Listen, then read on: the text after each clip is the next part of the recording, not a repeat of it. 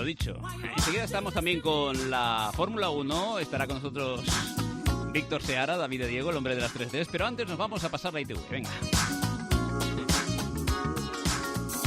La Asociación Española de Entidades Colaboradoras de la Administración en la Inspección Técnica de Vehículos, AECA-ITV, y la Fundación para la Seguridad Vial, FES Vial, han presentado el primer estudio sobre el estado, mejor dicho, técnico del parque de vehículos español de transporte escolar colectivo. Y dice que el 80% de los vehículos de transporte escolar, donde van los más pequeños de la casa, donde van nuestros hijos, nuestros nietos, aquí en España, superan la ITV.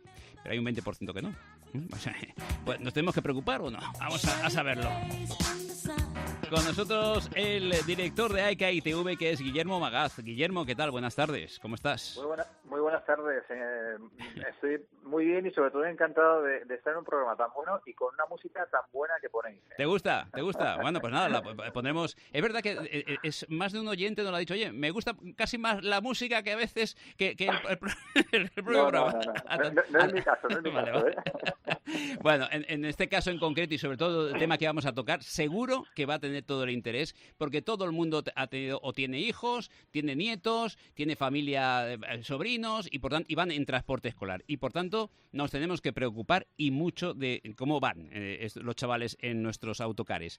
Los autocares, lo que es los autobuses de transporte escolar, ¿son seguros? Bueno, pues son más seguros de lo que es el resto de autocares y autobuses en España. Sí. ¿Eso significa que están bien? Pues hombre, la referencia precisamente no es que sea buena. Quiero decir, el nivel de rechazo que hay de autobuses y autocares en España es el más, o sea, es la categoría de vehículos que más rechazo tienen. Estamos hablando de que solo el 73% superan la ITV. Pero sí es cierto que centrándonos en el transporte escolar, pues bueno, pues este índice de aprobación en la ITV pues pasa a un 80%, es decir, está mejor que el resto de autocares, pero bueno, no deja de haber, como tú bien decías en la introducción, un 20% de autocares que están circulando en mal estado y que bueno, que afortunadamente gracias a la ITV se detectan y se corrigen, lógicamente, esos defectos. Bueno, el rendimiento es la menor antigüedad de estos vehículos. ¿La edad está en torno a 10 años, más o menos?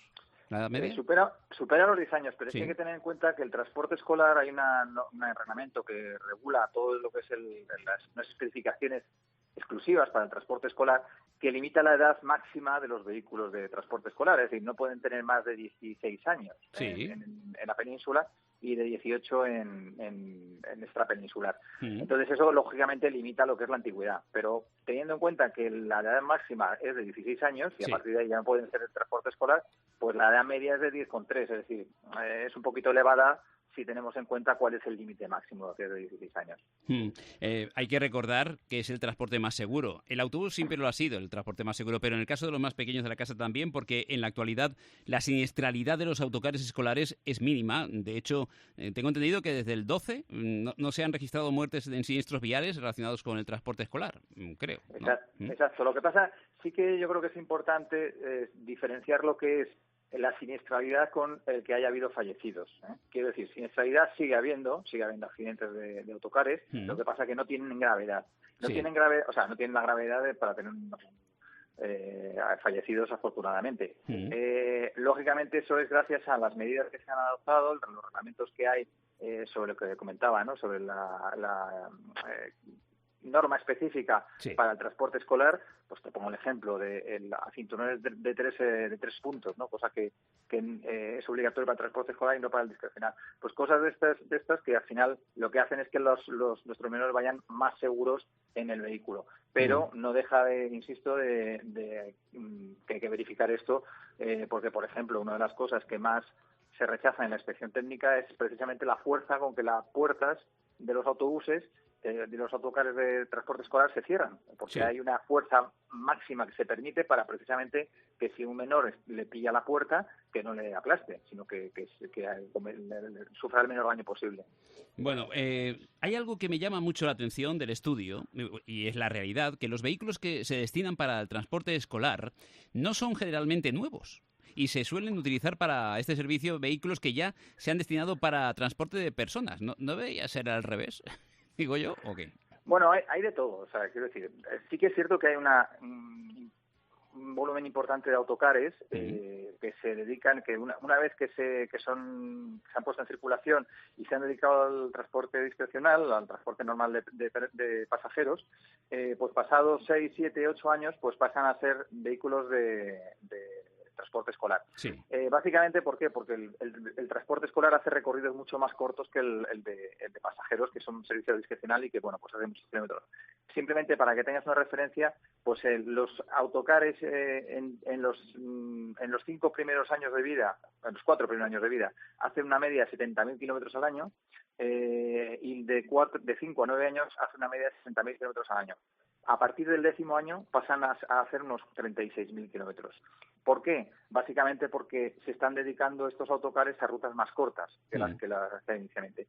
¿Esto qué sucede? Pues que, lógicamente, rutas más cortas son las escolares, y lo que pasa es que se meten autobuses, sobre todo, pero no autocares, que pues con 7 años, 8 años, pues tienen más de 500.000 kilómetros ya, ¿no? Entonces se meten a hacer el transporte escolar precisamente por esa seguridad de hacer menos kilómetros, y bueno, y que además que si tienes una avería, pues es más localizable desde el punto de vista, además, menos problemático que si la avería la tienes a mucha distancia de la base. Guillermo, había interpretado en vuestra nota de prensa esto: el transporte escolar, un servicio esencial para garantizar la educación. Y la verdad es que tiene dos interpretaciones. Una de ellas, la que le habéis dado, especialmente en áreas rurales, donde la educación de miles de estudiantes depende del transporte escolar. Pero la segunda es también ver un poco la primera toma de contacto, aparte de con los padres, es el transporte escolar, y por tanto la educación vial también va ahí incluida. Por supuesto, y es una de las cosas que hemos insistido mucho esta mañana junto con FESVIAL en la presentación, de que, bueno, efectivamente hay muchos sistemas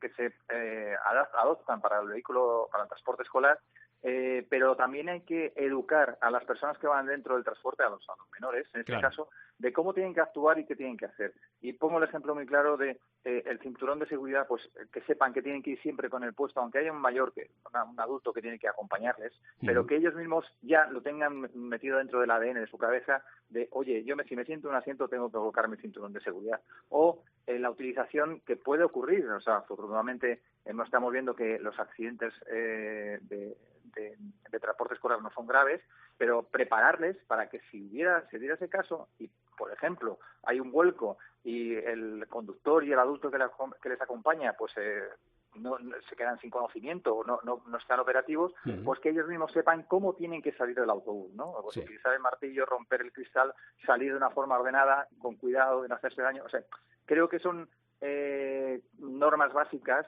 que estos son ejemplos, hay muchas más, pero que creo que son normas básicas que habría que fomentar y, sobre todo, educar, porque por muchos sistemas que pongamos, si luego no somos capaces de utilizarlos adecuadamente, pues de poco sirven. Guillermo, los padres preocupados con ese 20%, ¿los defectos son muy graves o no?